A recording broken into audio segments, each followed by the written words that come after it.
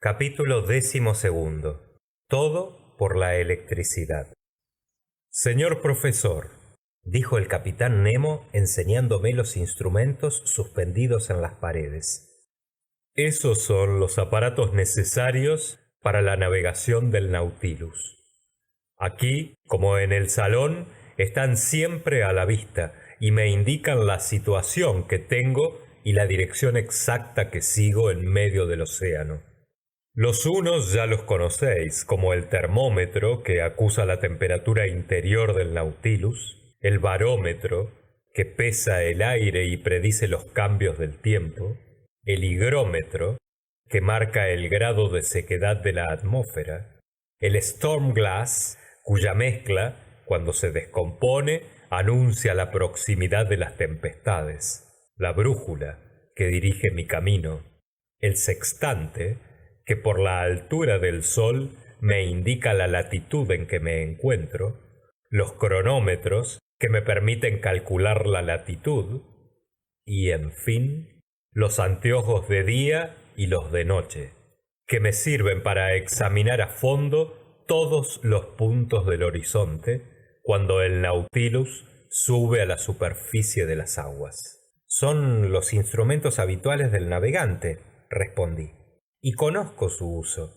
Pero ahí tenéis otros que sin duda responden a las particulares exigencias del Nautilus. Este cuadrante que advierto y que va recorriendo una aguja movible, ¿no es un manómetro? Efectivamente, es un manómetro, pero comunica con el agua, indicando su presión exterior y dándome a conocer a qué profundidad se mantiene mi aparato. ¿Y estas ondas de nueva especie?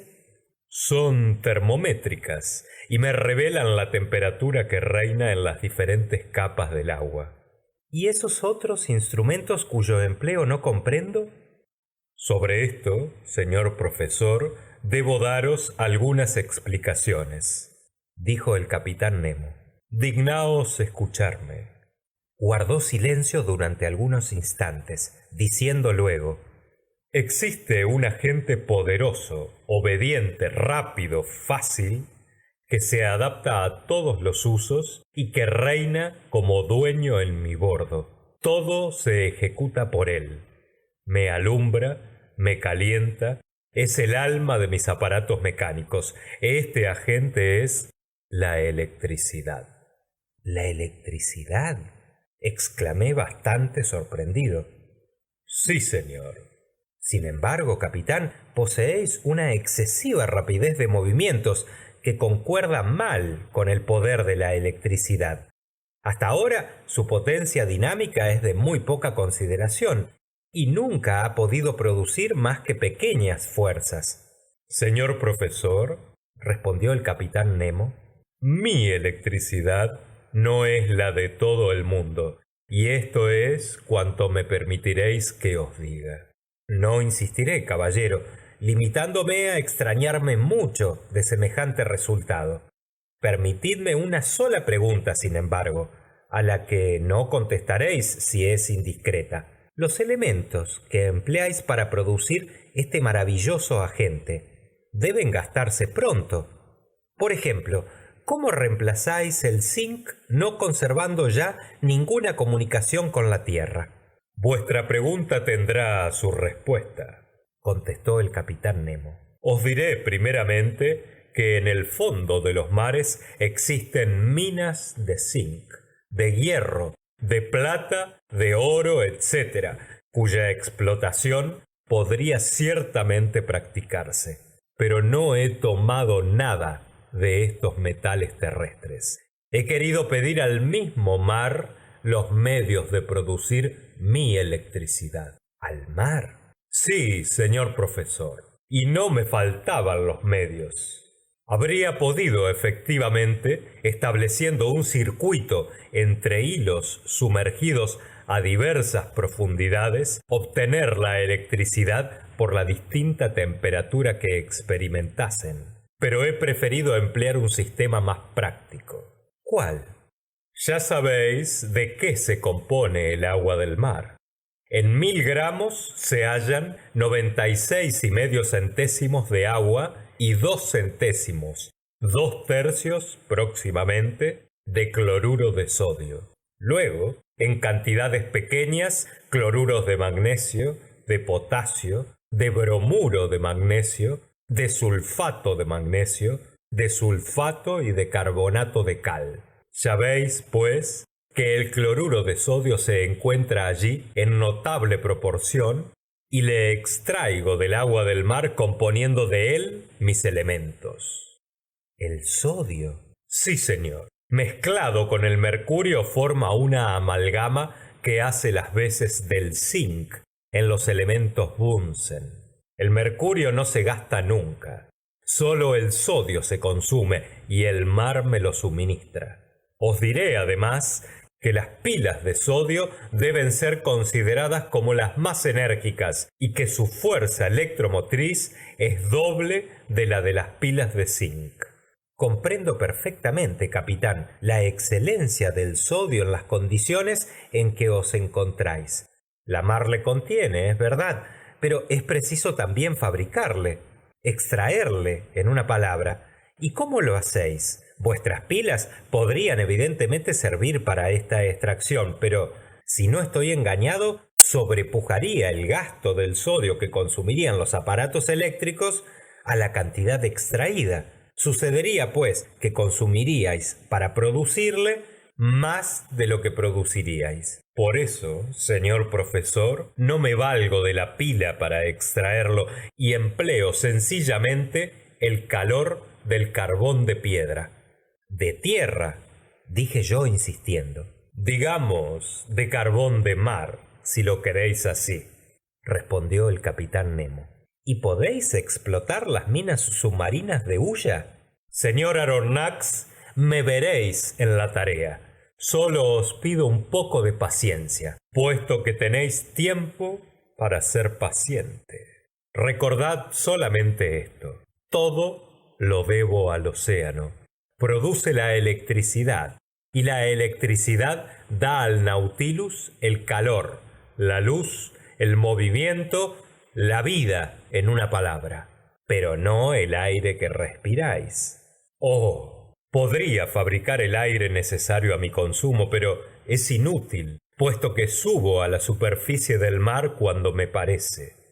A pesar de todo, si la electricidad no me suministra el aire respirable, da movimiento por lo menos a las poderosas bombas que lo almacenan en los receptáculos especiales, lo cual me permite prolongar cuando es necesario y por tanto tiempo como quiero mi morada en las capas profundas.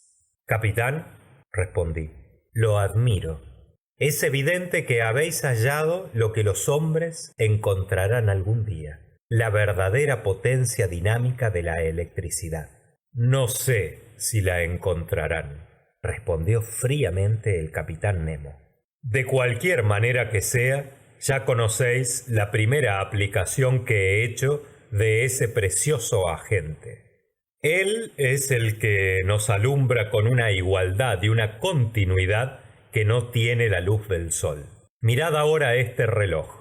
Es eléctrico y señala la hora con una regularidad que envidiarían los mejores cronómetros. Le he dividido en 24 horas, como los relojes italianos, porque no existiendo para mí ni noche ni día, ni sol ni luna, sino solo esa luz ficticia que arrastro hasta el fondo de los mares, me explica mejor las cosas. Mirad, en este momento son las 10 de la mañana. Perfectamente. Otra aplicación de la electricidad.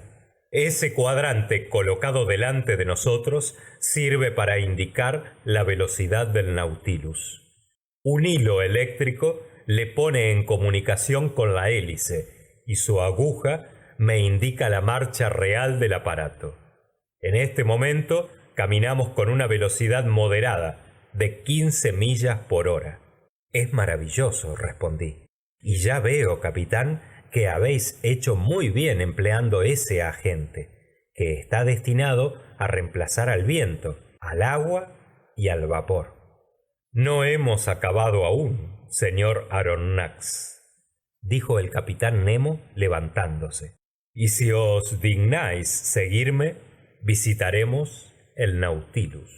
Conocía ya en verdad toda la parte anterior de aquel buque submarino, cuya división exacta, yendo del centro al espolón, era esta. El comedor, de unos 5 metros, separado de la biblioteca por un tabique de madera impermeable, es decir, que no podía ser penetrado por el agua.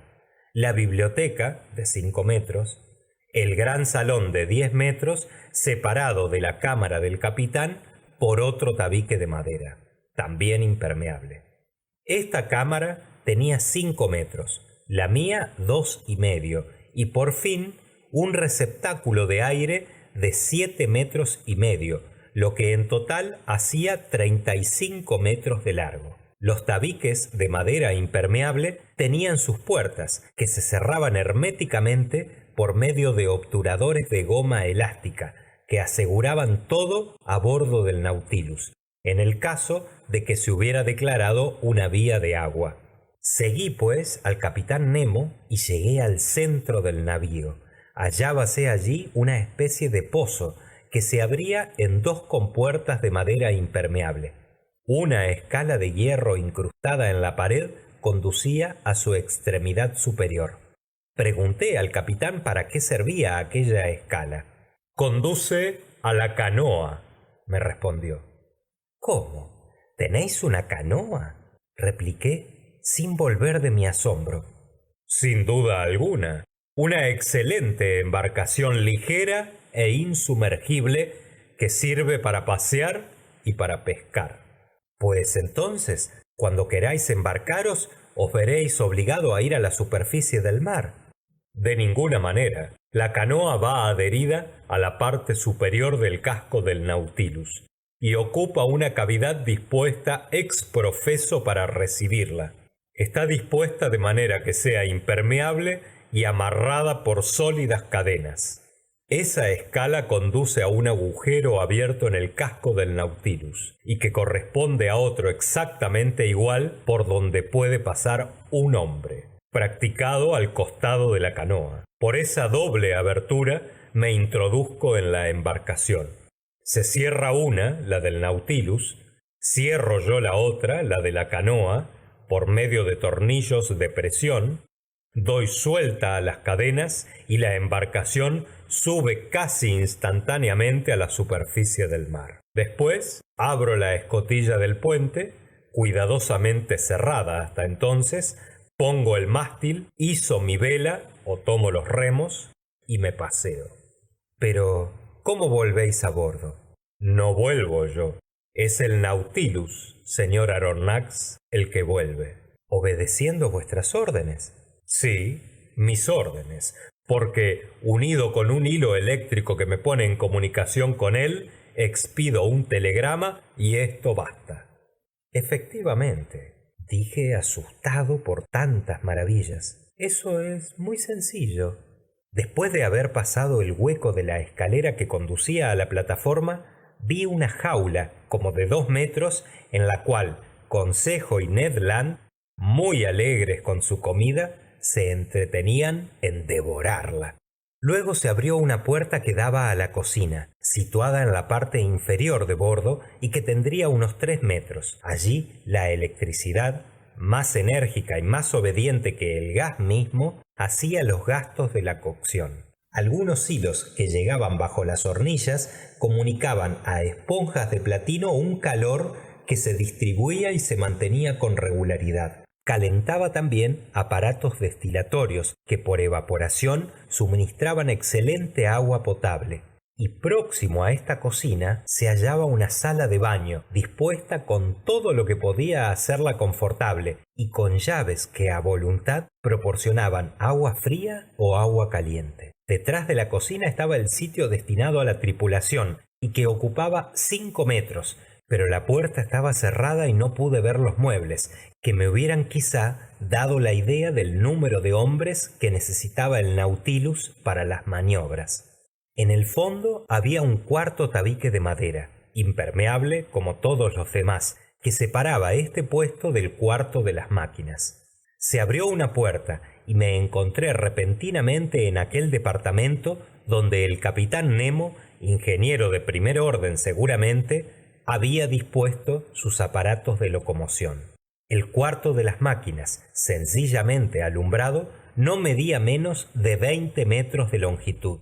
Estaba dividido naturalmente en dos partes, conteniendo la primera los elementos que producían la electricidad y la segunda el mecanismo que transmitía el movimiento a la hélice. Quedé desde luego muy sorprendido al notar el olor sui generis que llenaba aquella habitación. Apercibióse el capitán Nemo de la impresión que en mí había producido y me dijo: «Son esos algunos desprendimientos de gas producidos por el empleo del sodio. Pero esto no es más que un inconveniente pasajero, porque todas las mañanas purificamos el navío, ventilándole perfectamente». Yo examinaba entretanto con gran interés, como puede presumirse, la maquinaria del Nautilus. «Ya lo veis», me dijo el capitán Nemo. «Empleo elementos Bunsen y no elementos Ruhmkorff, que hubieran sido impotentes. Los elementos Bunsen son pocos, pero fuertes y grandes, lo que vale mucho más según los experimentos hechos. La electricidad producida se va atrás, donde actúa por medio de electroimanes de grandes dimensiones, sobre un sistema de palancas y engranajes que transmiten el movimiento al árbol de la hélice. Este, cuyo diámetro es de 6 metros y el paso de 7 metros y medio, puede dar hasta 120 vueltas por segundo». «¿Y entonces qué velocidad obtendréis?» «50 millas por hora». Había en esto un misterio, pero no quise insistir para conocerle. ¿Cómo podía la electricidad adquirir tal potencia? ¿Dónde tomaba su origen esa fuerza casi ilimitada? ¿Era acaso en su tensión excesiva, obtenida por bobinas de una nueva especie? ¿Era acaso en su transmisión, que un sistema de palancas desconocidas podía aumentar hasta lo infinito? Esto es lo que yo no me podía explicar. «Capitán Nemo», dije, «voy a hacer constar los resultados y no procuro explicarlos. He visto maniobrar el Nautilus delante del Abraham Lincoln y sé a qué atenerme respecto a su velocidad. Pero no basta ir deprisa, se necesita ver a dónde se va. Se necesita tener medios de dirigirse a la derecha, a la izquierda, arriba y abajo. ¿Cómo llegáis a las grandes profundidades donde tenéis que encontrar una resistencia que se evalúa por cientos de atmósferas? ¿Cómo volvéis a subir a la superficie del océano? Finalmente, ¿cómo os mantenéis en el sitio que os conviene? ¿Seré indiscreto preguntándoos estas cosas?» «De ninguna manera, señor profesor», me respondió el capitán después de titubear algunos instantes, «puesto que no debéis abandonar nunca este buque submarino. Venid al salón, es nuestro gabinete de trabajo, y allí sabréis todo lo que debéis saber respecto al Nautilus». Fin del capítulo 12.